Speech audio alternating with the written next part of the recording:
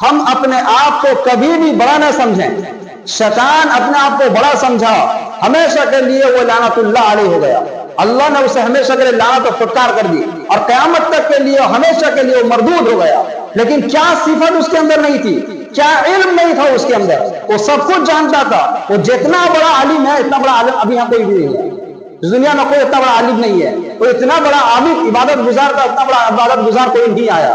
لیکن جب اندر تکبر آیا، بڑکپن آیا، عجب آیا، تو رب کریم نے ایسے مردود اسے کیا، اللہ تبارک و تعالیٰ کو پسند ہی نہیں آیا. تو میرے بزرگوں، اگر ہم چاہتے ہیں اللہ کے نزدیک محبوب بن جائیں تو پیارے حبیب صلی اللہ علیہ وسلم حدیث سنیے. اللہ کے نبی کہتے ہیں من تواضع للہ رفعہ اللہ، جو اللہ کے لیے اپنے آپ کو جھک جاتا ہے، اپنے آپ کو چھوٹا سمجھتا ہے اور اپنے آپ کو ایک دم گرا ہوا، ایک دم حقیر سمجھتا ہے، رب کریم اسے بلند فرما دیتے ہیں.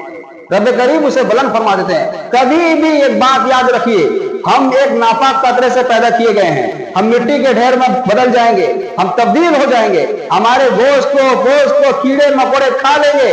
ہماری ہڈی جو ہے وہ مٹی میں مل جائے گی.